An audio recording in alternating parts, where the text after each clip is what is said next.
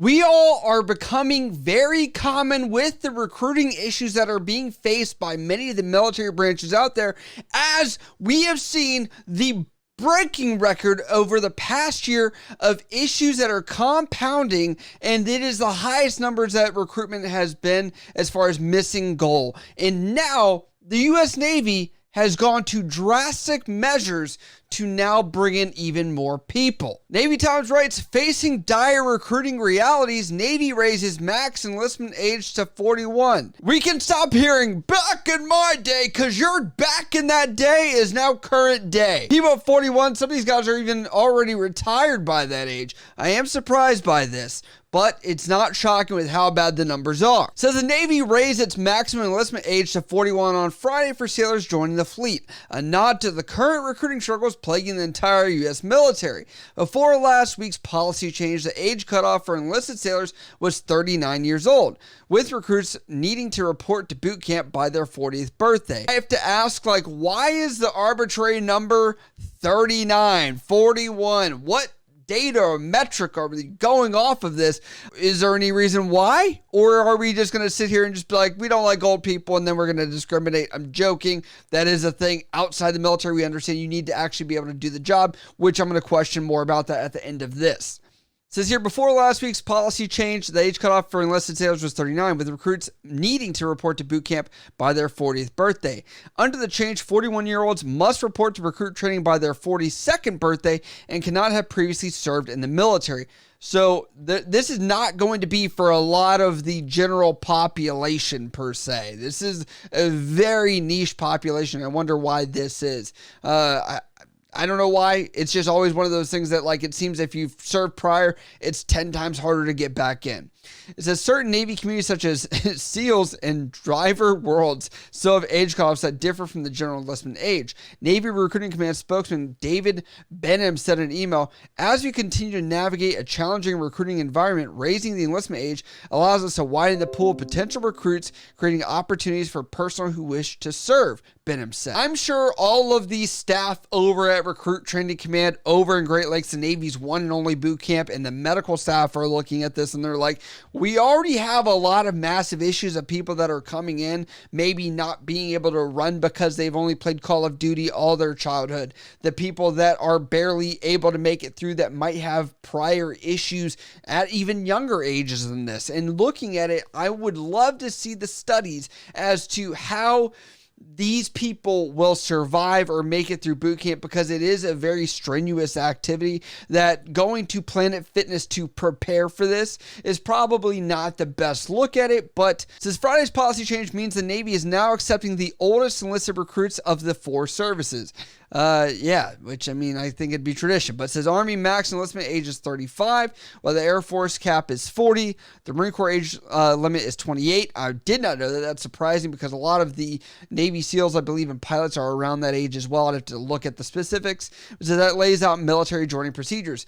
The Navy barely made its recruiting goal for active duty enlisted in fiscal year 2022, which ended September 30th, bringing in 33,442 sailors, just 42 bodies more than the service's goal. And I've heard that number being around 40,000 on other years. So I'm kind of surprised that 33,000 is there.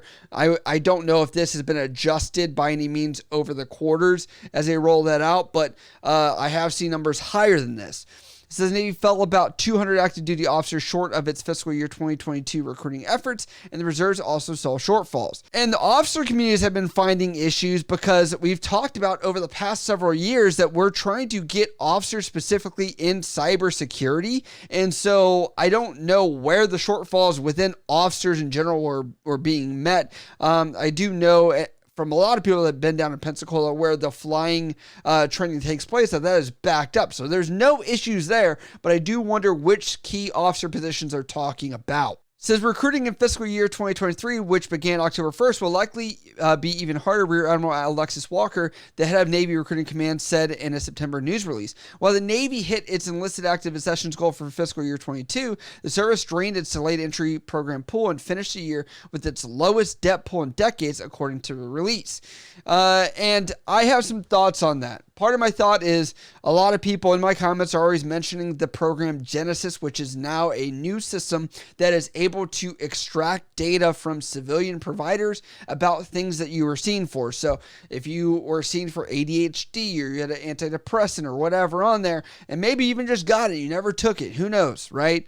But the fact that it was issued to you, you now have to figure out how to get waivers and go back to medical providers to now justify why you had it and kind of say he never took it or whatever else to try and justify it, where we know a lot of people were just lying about this in the past. It says the delayed entry program is supposed to allow future sailors to sign a contract while holding off on shipping to boot camp. The program is designed to help recruits acclimate to military life and provide the Navy with an added measure of regulating the flow of bodies to boot camp and follow-on training. But today, the program pool is at critically low levels, according to the Navy, and a third of the remaining pool comprises high schoolers who can't ship until they graduate in the spring.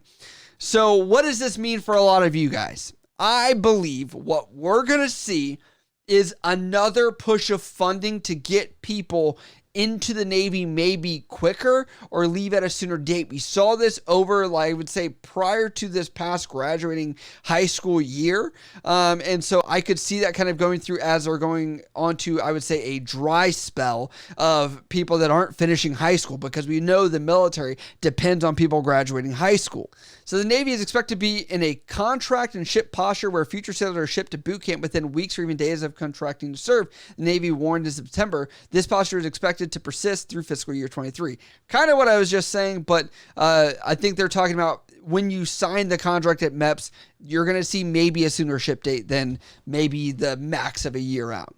So the Navy is also offering big money to attract Americans into service. Enlistment bonuses reach $50,000 in August, and student loan repayment plan offers repayment of up to $65,000 in debt, even though I've never heard of a single person getting this repayment program done. And the fact that $50,000 is not what it was, right? Because of inflation. They are not mutually exclusive, so if a future sailor maximizes both, that adds up to a life-altering $115,000 and the opportunity to serve in the world's finest Navy, Walker said in September's release. I would ask this guy, Walker, I don't know what their rank was. We'll move on. So, how many people do we know that got $115,000? We're crying about soldiers getting $2,000 in the Army, but we're like, you can get this $115,000 for one person, right? So I just kind of laugh at this because it shows you how crazy this system can be.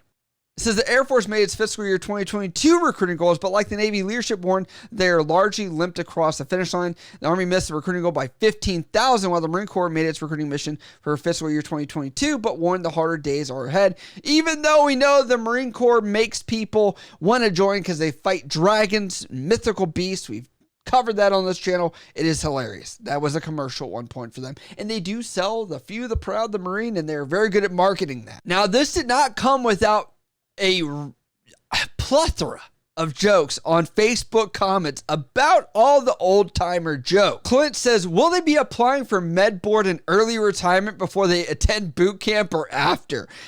Yes, I do agree that a lot of these guys are probably going to have health issues, as I discussed, and says, can a 52-year-old re-enlist? No, not going to happen. While if they stay at 25 years, they can get their pension and Medicare at the same time, but they will have TRICARE. So, and lastly, Jaden says, are CPAP or sleep apnea machines going to be part of the CBAG issue?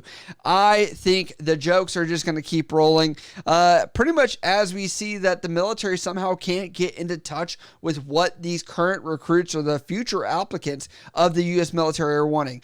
Do you think that adding this plethora of people to the applicant pool by allowing this age to go higher is the right answer based on health issues that may be there and the fact we're not really seeing a recession in regards to people not being able to find jobs right now? I don't think we're going to see a lot of people knocking at the door. That's my personal opinion on this. I'd love to know what you guys think. If you guys have questions or anything else, hit me up on Instagram, Snapchat, Twitter, TikTok, or down in the comments below. I love you guys. I'll see you next time.